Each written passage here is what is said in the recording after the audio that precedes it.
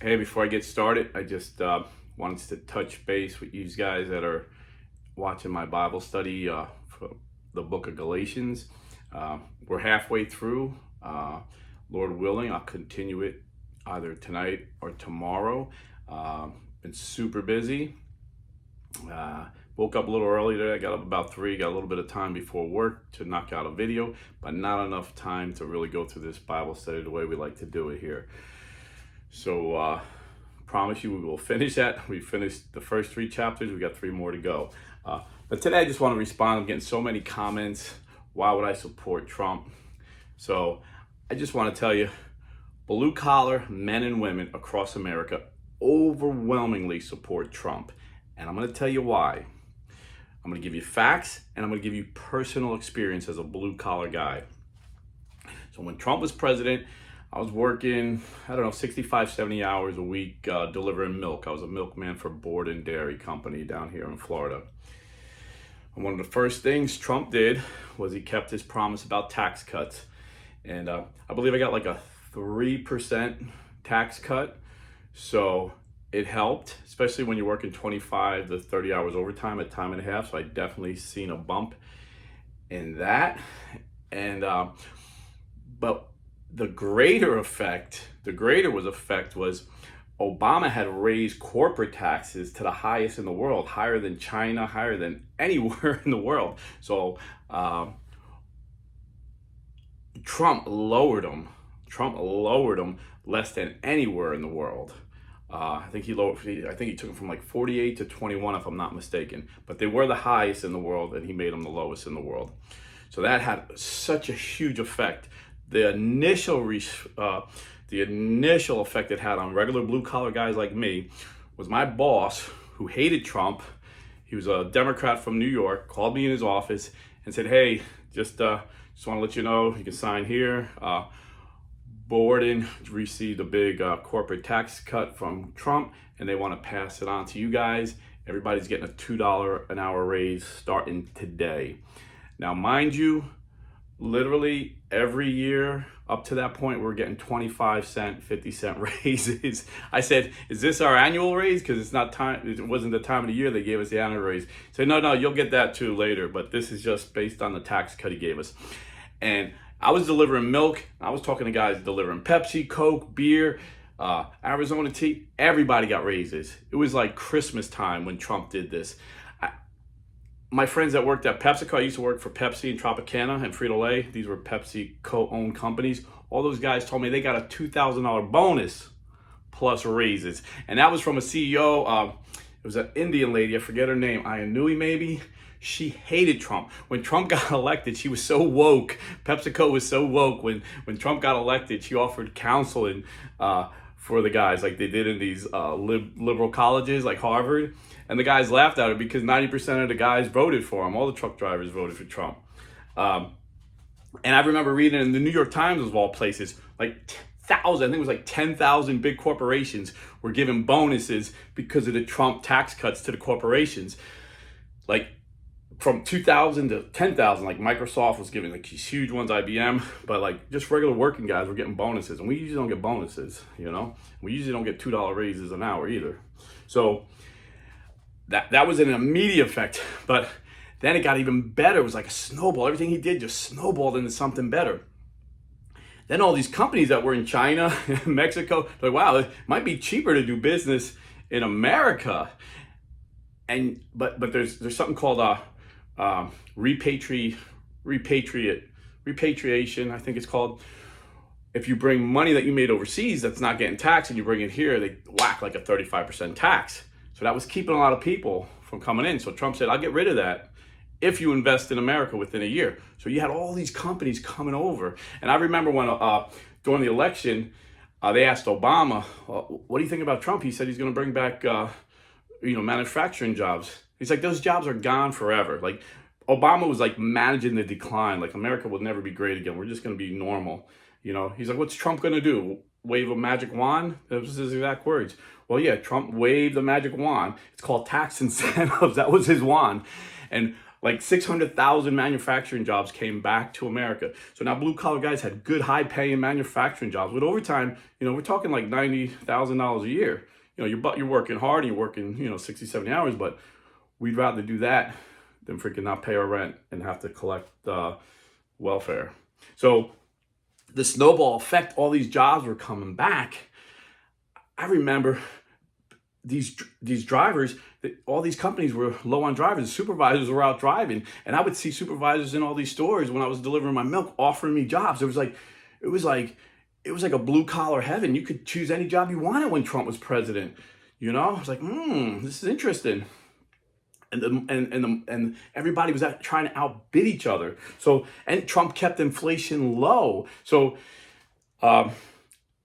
once you take inflation and price increases, up until Trump, for 30 years, this is a fact, blue collar wages were stagnant. They didn't go up.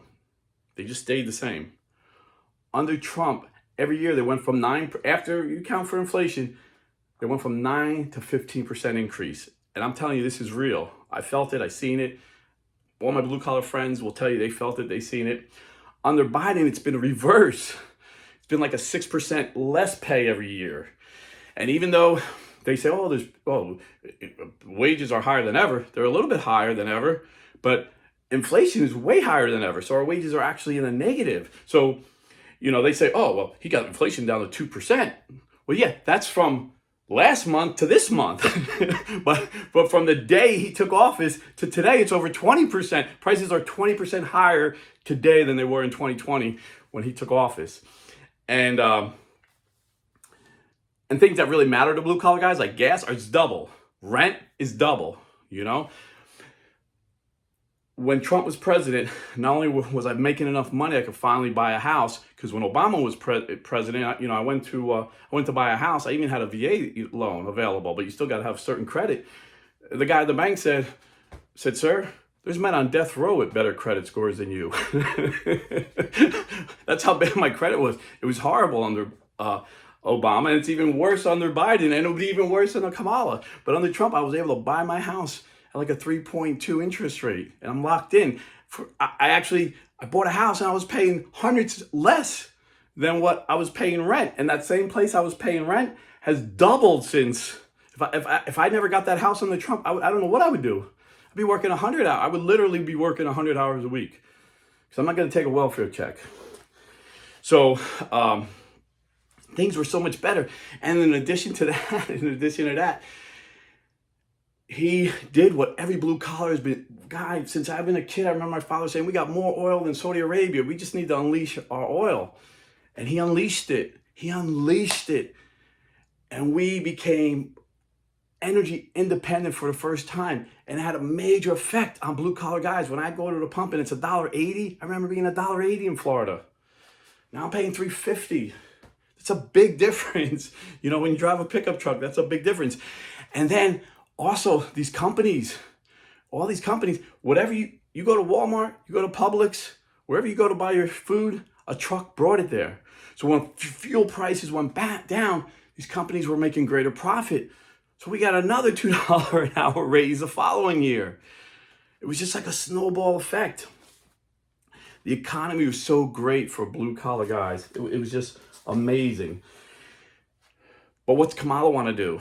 So here you go. So when I tell this, I actually had a family member say, Rob, I don't understand. Why do you like Trump so much? And when I explained all that, he's like, well, he was retired. So he's like, yeah, well, my daughter said she paid more taxes. And I sent him, I screenshot it, every single pay cut, like every other, just like, I don't know, 10 or 11, maybe more, maybe less, but different tax brackets in the United States tax code. Every one of them had a decrease, a cut. Trump's tax cut, 2017. Mine was like 3% or 3.2%, but everybody was like 3 to 5. Everyone. So I said, maybe that was our income tax cut, on our income. But there's also something called payroll, where we pay taxes on Social Security and Medicare. And if you remember, Trump couldn't get Congress to pass it, so he was able to make a law where companies didn't have to take that out for till the end of the year. And then he was trying to pressure Congress to pass that, but there wasn't enough Democrats to agree with us. So we never got that passed. So at the end of the year, some people actually had to pay taxes. So that might be what she was looking at. But if Trump would have got his way, it would have been beautiful. And also, Trump couldn't get those tax cuts permanent. He got them for 4 years. And next year, 2025, they expired. And Kamala Harris said she's going to let them expire. She keeps saying, I'm not going to raise your taxes, but they're going to raise because she's not going to make them permanent. She's not going to ask Congress to make them permanent. She's going to let them expire. And in addition to that, she said she's going to, listen to this, she's going to tax, I think she said at a rate of 25%, unrealized capital gains. So if you don't know what that is, so all these companies that want to invest in America now, they're going to be like, whoa, Trump's got all these companies back. She's like, no, first of all, we're going to raise all corporate taxes again, not as high as Obama had it, but way higher than Trump had it. So companies are going to be thinking, maybe I should leave the country again, But then if she gets through what she wants, taxing unrealized gains, capital gains. So that means if you invest in the stock market and your investment goes up and you don't sell it, you got to pay taxes on even though you didn't sell it and make any money. So, so that's going to hurt a lot of rich investors.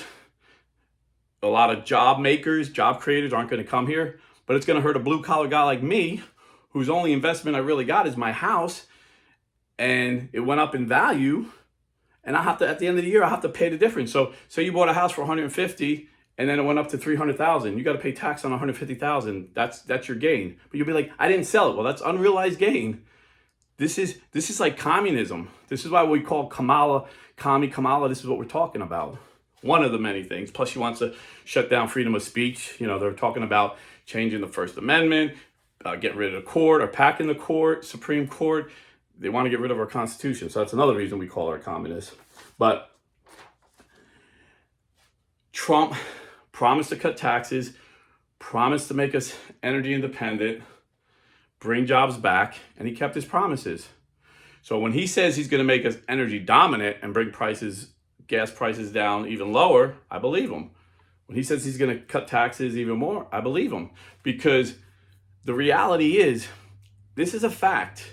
And actually, 60 Minutes asked Obama about this when he raised taxes. They told him, when JFK cut taxes, more revenue actually came in. When Ronald Reagan cut taxes, more revenue actually came in. Bush, same thing. And Obama said, yeah, I understand that, but it's about fairness. So in other words, we're going to punish people making money. Not that it's going to give us, the whole idea of taxes is to fund the government. So if you're getting more money to the government by cutting taxes, just like Walmart put Sears out of business because Sears wanted to make, 30% profit. Sam Walton said, well, if I make 5 to 10% profit on everything I sell and outsell them 100 to 1, I'll make more money. That's the same thing with taxes. When you cut taxes, people spend more. When you cut taxes, more business comes in, creates more jobs. This is how it works. It's basic, basic stuff. And then if you spend money on useless stuff, like Kamala was in charge of, they gave her like $10 billion to make all these electric charging stations. It was like 4 years ago. She created 7, literally 7, 1, 2, 3, 7 for $10 billion. This is how inefficient our government is. This is how inefficient. And Trump knows this. And this is why he got rid of more regulations than even Reagan. And he said, any new regulation you give me in a government, I want to get rid of 2. And actually, I think they said it turned out to be like 3 to 1. And every secretary had, like Secretary of State, Secretary of Commerce, he said the number one thing that you have to look is it going to make America, when you make a decision on anything, is it going to make America stronger and Americans richer? That's like the number one priority before you make any decision. Biden came in and said, is it going to help? This is the first thing across the board. Even in FEMA, the people are complaining of, they're not reacting good to this hurricane because on their website, the number one thing is diversity. LGBTQ rights in every department. That's the number one thing that I look for. Then next, how does it affect the environment, the global environment? Not America, the global environment. These are their priorities in every aspect of the government. America last.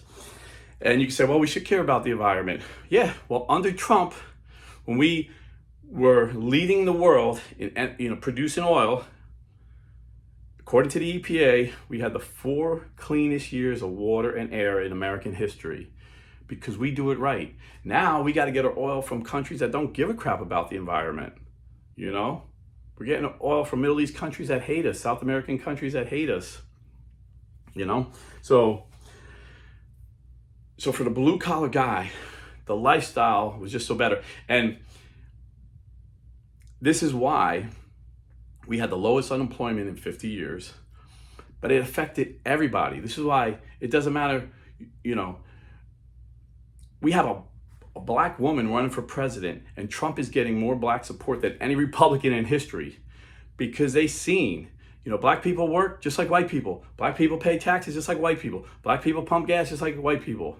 You know, the Democrats try and pit us against each other, but we're all in the same boat. And my black friends realized they were way better off under Trump. Black unemployment was the lowest in history. Black entrepreneurship was the highest. More black men and women owned businesses under Trump than ever in history. Home ownership was the highest under Trump. He made it affordable for all of us. You know, like Ronald Reagan said, when the high tide comes, all boats are raised. A high tide raises all boats. You know, Democrats like to grab all our money and pit, okay, I'm going to give this to this group, this to that group, and pit us against each other. Trump just wants to make America great. We're all Americans. It doesn't matter. It doesn't matter what color you are. We're all Americans. And, you know, another thing that Trump did to help the working guy was he closed the border. And, you know, Democrats are so condescending. They're like, oh, the only people that are coming across, all they could do is clean houses and pick fruits. No, there's some brilliant men coming across, great craftsmen that are taking carpentry jobs. One of my sons is a carpenter. He's a contractor, subcontractor, got his own business going. But he tells me the best carpenters he's ever worked with, the hardest working, smartest craftsmen were illegal immigrants. And, you know, for a while I was a truck driver for a crane company, and I was always, every day I was on, you know, bringing the counterweights for the cranes onto construction sites. And down here in Florida, I would say we knew every crew was 90% illegal. And these were high-paying construction jobs, not as high-paying as they would be if they had to pay an American. So the Democrats lie. They're not taking jobs just picking fruit. They're taking all our jobs. And again, it's blue-collar guys that were being hurt. When Trump closed the border, you've seen less and less of that. And you say, well, you know, Rob, you're a Christian. We should allow, you know, for the poor. And America is very generous. We allow more legal immigration than any country in the world. We allow over 1 million legal immigrants a year. But what Biden did, he didn't do it because he cared about them. He did it. Nancy Pelosi told Bill Maher, we did it because we want to get, she felt comfortable talking to another Democrat. We want to make these guys legal. And then we know we got it from now on. She said it. And we all know this. But the secret that a lot of people didn't know before Trump was the Republicans want illegal immigrants too, because they want they want to pay their construction workers less money. They want to pay these guys in the factory less money. It's not just about picking fruit and cleaning offices. So both sides didn't close the border. Trump closed the border against Republican and Democrat opposition. But what's going on the border is immoral. So the government estimate is 10 to 11 million people cross the border illegally. According to the Border Patrol guys, they're saying it's like 20 million. But say we'll take the conservative estimate, 10 million. That's more than the amount of people that live in New Jersey. I grew up in New Jersey, Irvington, New Jersey, 2 square miles, 70,000 people. That's a pretty crowded area. New Jersey has 9.2 million people. So in Biden and Harris's 3.5 years, more than a whole state comes in. And this is what's immoral. We know this. The FBI knows this. The government knows this. This is so immoral what Harris has allowed, as the borders are. Over 300,000 children are missing. Like, so they come in and they send them an app, and the cartel looks at the app. They're like, oh, go here and just tell this guy that you're a refugee and you have a family in Michigan. So they ship them to some family. Then they go check on that family, and the people are gone. Nobody. And according to the FBI, these 300,000 little children, as young as 5, 6 years old, have been trafficked, sex trafficking. They're sex slaves somewhere in the world because the Democrats wanted all these votes. This is immoral. And there's even more women that are sex trafficked into prostitution. And there's fentanyl coming over, killing blue collar men and women because they get hurt on the job, and then their insurance runs out and they can't get prescriptions, so they go on the street and they get this fentanyl and they die. This is what's happening to blue collar men and women. It's a disgrace. It's a disgrace. It's not Christian just to allow everybody to come in. And the FBI just announced this week they allowed 15,000 convicted murderers into this country. So when Trump says murderers and thieves are coming, that's just what he's talking about. He sees the statistics. So it's not moral to have an open border. It's immoral. And even Pope Francis, everyone likes to quote Pope Francis. Pope Francis says, you can't just leave people die in the sea like they did in Africa. That's immoral. When you got drones watching people dying, you can't just let people die. And amen, I agree, Pope Francis. But he said, but you have to talk to the people, and some people you have to send back. And that's what we do. If your life is really threatened, we let you come in. We're a very generous country. But if you're just coming in here for shenanigans, we got to send you back. And this is why Trump's got more support amongst Hispanics than any Republican, because hard-working Hispanics, I'm in Florida. Most of my friends are Hispanic. They come over here and they wait. They wait in line. They work hard. They do everything by the book, and it takes them years. My one friend is 60 and he just became legal, and he came to Brooklyn as a teenager. He was legal, but a citizen where he could vote. And his first vote, he said, this year is going to be for Trump. He's from Panama. And but they did everything right, and these guys are jumping ahead.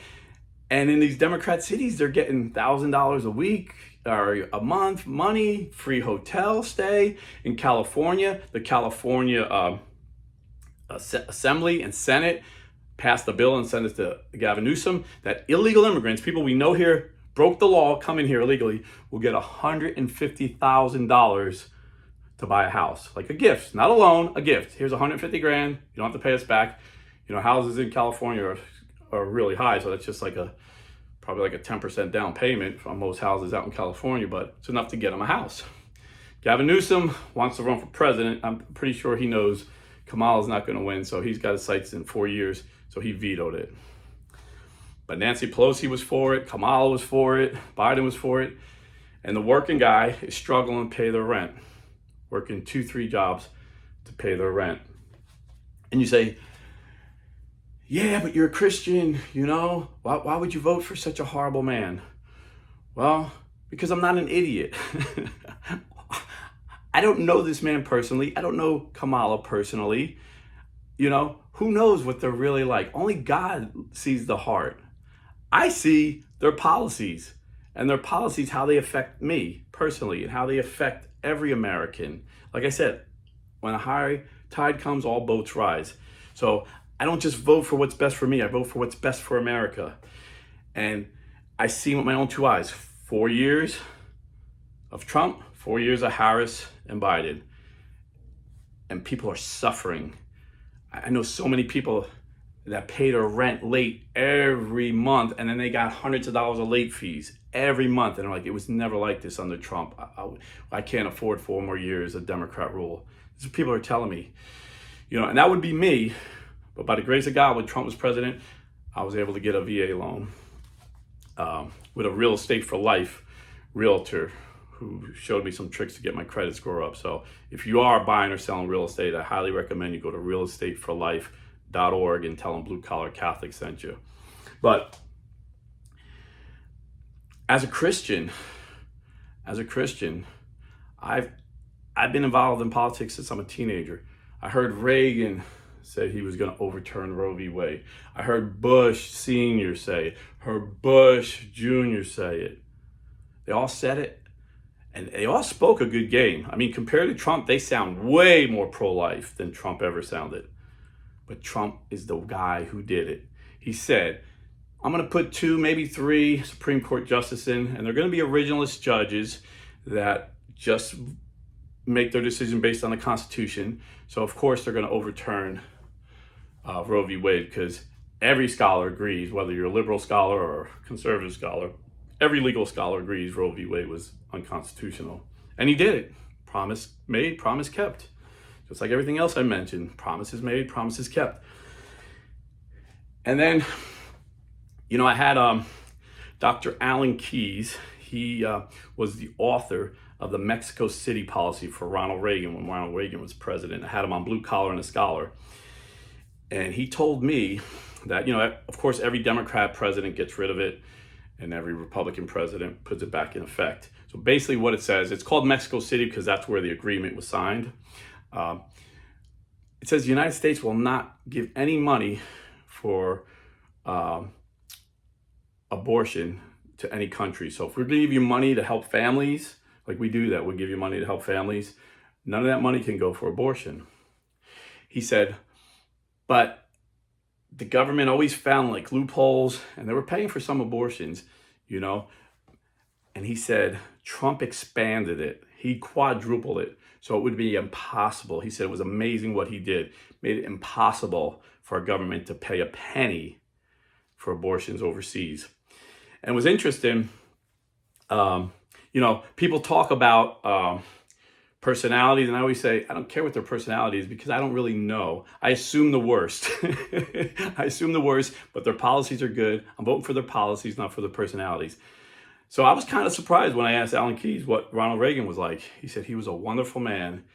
He said, I spent so much time with that man, and what you see on the camera was what he was in real life. He was always optimistic, always thought the best was yet to come, always thought we can make America better, loved America with all his heart. And I was like, wow, I'm glad to hear that, because even though I loved Reagan, I kind of figured, all these guys are shysters, and they all have ulterior motives maybe, but if they're treating me good and their ulterior motive is get my vote, okay, well, treat me good. If you're sending out Catholic prayers on Truth Social or on Twitter, and your motive is to get the Catholic vote, okay, I'm glad you're pandering to me, because Kamala's going to pander to the pro-abortion forces. She's going to give them what they want. What's her motive? I don't know. What's his motive? I don't know. But the result is we're going to get Christian laws, moral laws under Trump. We're going to get evil laws under Kamala. Even religious freedom. Sam Brownback, he was a governor, I think, of Kansas or Kentucky. I always forget. I think it's Kansas. Devout Catholic, used to be an evangelical like me and then became Catholic. He was appointed by Donald Trump to be the ambassador, religious ambassador throughout the world. And he went to countries, he said, you're going to persecute Christians, we're not giving you a penny. So Trump, like Winston Churchill said, I'm not the best parishioner, but I'm the best protector of parishioners. Trump may not be the best Christian, but he's been the best protector of Christian freedom, religious freedom throughout the world in my lifetime. And then on this, and in America, Obama, remember, he went after all the religious institutions. He even sued the Little Sisters of the Poor because they wouldn't provide abortion coverage. And Trump came in and had his Justice Department actually defend them and get those charges dropped. And then Obama came in and sued them again. But we had conservative judges now that Trump appointed to beat that, to throw it out. When I was younger, I used to do sidewalk counseling at abortion clinics. And I remember a group of charismatic Catholics. I was an evangelical, but I remember a group of charismatic Catholics were really into just peacefully protesting, but not allowing women to go in to kill their babies. And they would get arrested, thrown in jail. And it was a local offense. They'd get a fine, to spend the weekend in jail. When Biden came in, he made it a federal offense. He raided Christians' homes, good Catholic men and women's homes, like 5 a.m. with long guns, pointing at their children, and arrested them like they were terrorists. And there's a woman sitting in jail that's facing 20 years in jail. She's an 89-year-old woman who survived the Soviet Union, the communists, Vladimir Putin, KGB, gulags in Russia. She survived them as a child. And now she's said she's facing prison, 20 years. And she said, I will die in an American prison. And Biden's Justice Department is coming hard. They're throwing the book at her. And Trump said he will, and there's no doubt in my mind, he will get all these people released. He will pardon all these Christians. So there's a war against Christians. There's a war on unborn children. And you say, oh, well, Trump said he was against the 6-week ban in Florida. Well, he said he voted for it. He voted for it. He's going to vote for it, Amendment 4. And if you're in Florida, you got to vote no on Amendment 4, because that will allow abortions through the whole 9 months. No matter what the media tells you, they're lying. I've read the law. There's no restrictions through the entire 9 months. And all it takes is a healthcare physician. And like my priest said this Sunday when he was telling people, it was basically, he said, this is a mortal sin if you don't vote no on Amendment 4. He said, they say a healthcare professional. It could be a dental hygienist, the way the law is written. Or it could be a mental health therapist that says she'll be too depressed if she doesn't get abortion at 9th month. So you have to vote no on Amendment 4. And once Trump realized that, he's like, yeah, I'm going to vote no on Amendment 4, but I still think it should be like at 15 weeks. You know, I disagree. As Catholics, we know life begins at conception, and we know science. I mean, unless you're a science denier, you know that. But, you know, like I said, Bush was, you know, may talk like he's more in line with us, but he got nothing done. He got nothing done on the life issue. In fact, George W. Bush, first appointment to the Supreme Court was Harriet Miers, a pro-choice judge. And if it wasn't for the Republican senators to knock her out of committee, she would have been appointed other than Alito. So think about that. And there's just so many issues. I mean, I'm looking at the time. I got to get ready for work here, but there's so many issues. You know, 81% of white evangelicals are supporting Trump. 61% of white Catholics are supporting Trump. And then black evangelicals and black Catholics are both low. But if you look at black Catholic blue collar guys and black Catholic and black evangelical blue collars, the number goes up closer to the 61 and 81%. Because again, they were personally affected by the policies. We vote for policies. We vote for policies, not personality, because, you know, these guys are actors. They're all actors. They're all politicians, you know. You got to vote for the policies. And the policies that the Democrat Party have is so radical that you have lifelong Democrats like Bobby Kennedy jumping to support Trump. Tulsi Gabbard jumping to support Trump. There's so many high-profile Democrats that are like, my party's crazy. My party's just gone crazy. They're extreme on abortion. They're extreme on transgender surgery. That's another thing. The average blue-collar guy does not want his daughter playing a sport against a man. Kamala Harris and Joe Biden made it a law to get Title IX funds. You have to allow men who say they're women, they don't even have to have anything done, just identify as a woman. You have to allow them into women locker rooms in colleges, and boys who identify as men, as girls, into girls locker rooms as little as middle school. They get naked right in front of your daughter. They can use the same bathroom. And this is why I was saying I thought Glenn Youngkin would have been a better pick for vice president, because number one, we could take Virginia. It's pretty neck and neck. If we had Glenn Youngkin, I would say we had it, because he's a popular governor of Virginia. But he got elected, beating the odds. He was like, the betting odds had him at like 20% against Terry McAuliffe, a very powerful Democrat backed by the Clinton machine. And he beat Terry McAuliffe because he said, he promised, and Virginia is like purple leaning blue state, most liberals, if you count them overall, but they were sick and tired of allowing these boys in their girls' locker rooms, and he ended that. And the liberals tried to hide the fact that a middle school boy dressed like a girl went in the girls' bathroom and brutally sodomized and raped the little girl. And the school district, very liberal, that says this is going to kill our narrative, transferred the kid to another school and never told anybody. And he brutally raped and sodomized another little girl. And the parents had it. They voted out all these liberals in the school board, and they put a conservative Republican, Glenn Youngkin, in the governorship. Kamala Harris and Joe Biden signed the bill. Biden signed the bill. Harris supports it. That now they're going to withhold money from schools that don't allow girls and boys sports. Trump said he will reverse that. Biden's Undersecretary of Health, his secretary is just a liberal lawyer, knows nothing about health, but he was an advocate for LGBTQ rights and transgender rights. And his undersecretary is that guy that dresses like a girl and calls himself Rachel Levine. He argued with the European Union because the European Union said they don't recommend sex change operations for minors. And he said, please don't say that. And Rand Paul questioned him, and he admitted he's for sex change operations as low as 8 years old. Biden admitted this. Now they're kind of trying to backtrack because it's an election year. But these people are sick. Their policies are demonic.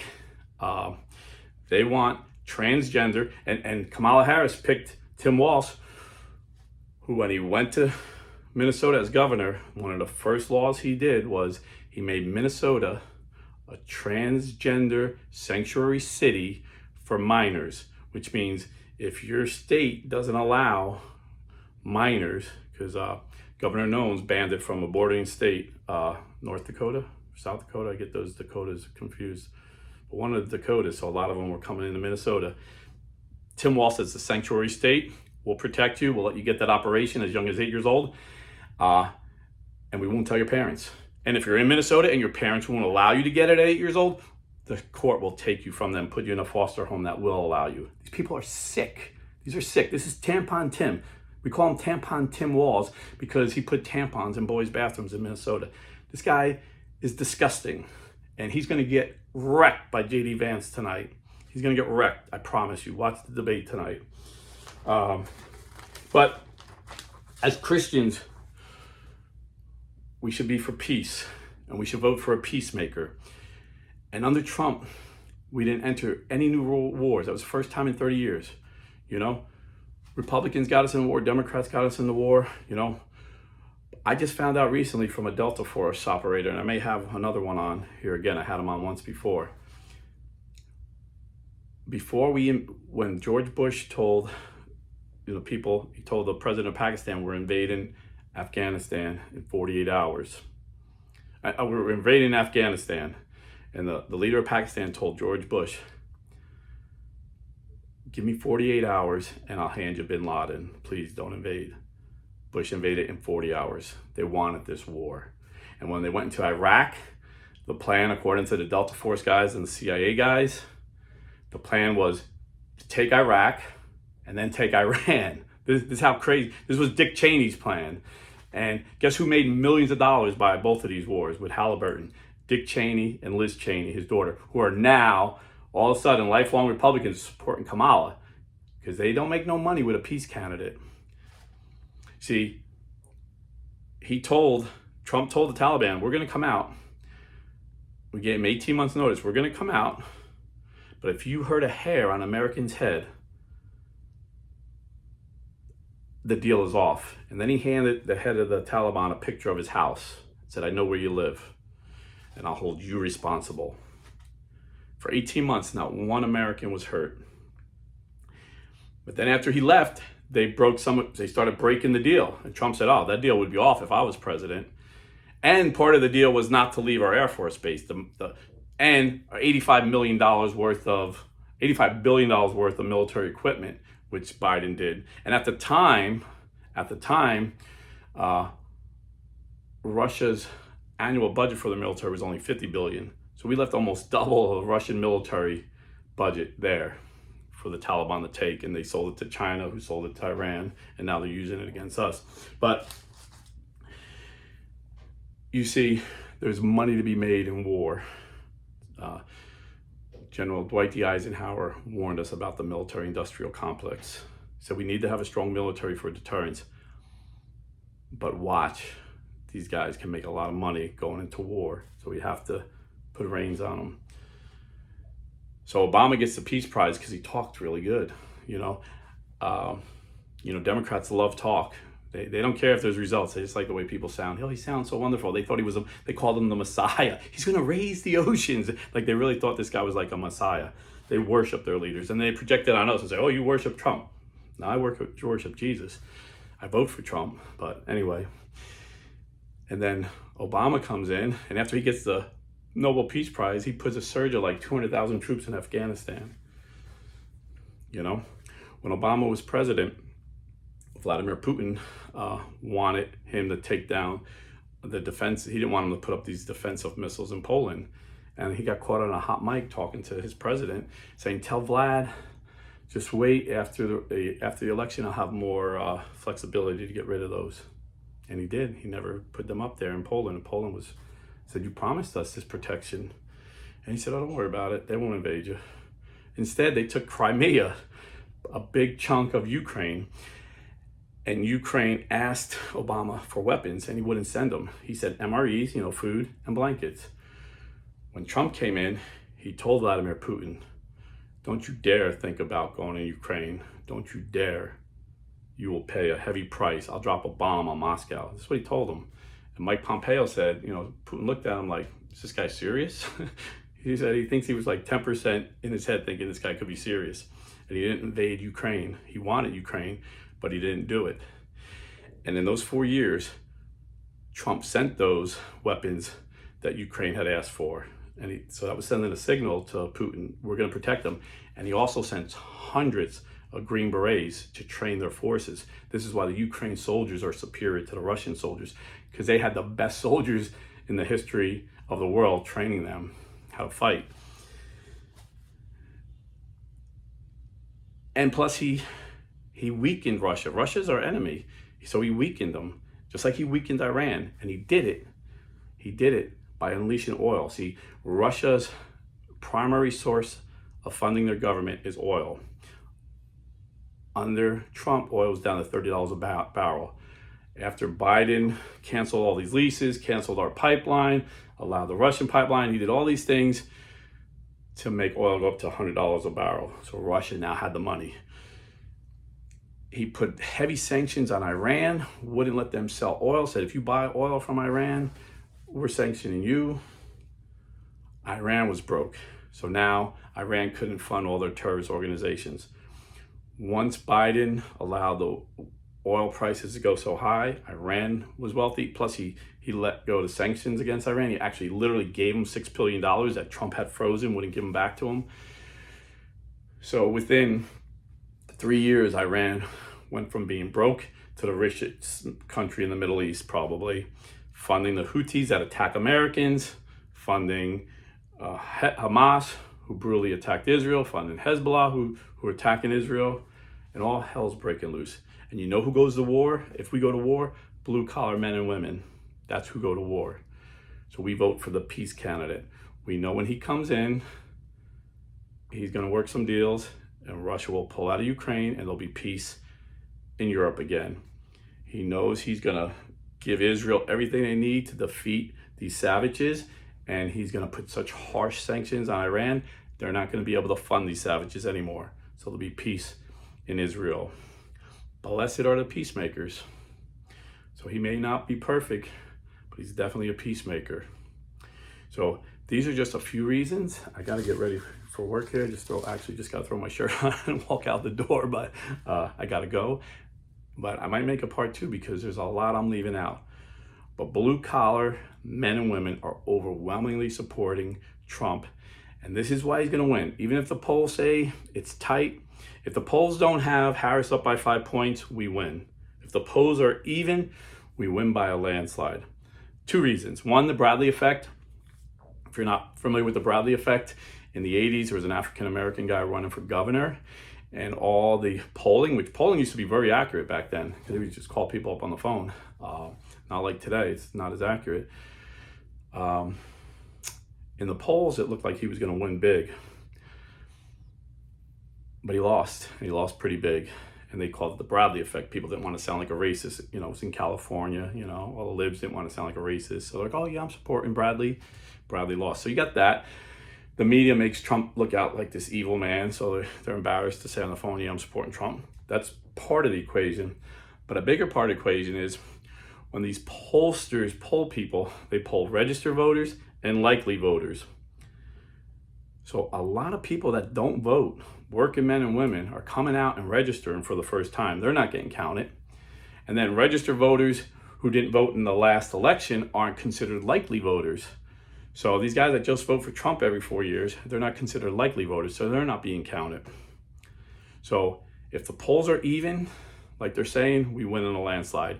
And my prediction is we take Arizona, we take Georgia, take North Carolina, might take Virginia, and we win all three of the blue wall states, Michigan, Pennsylvania, and Wisconsin.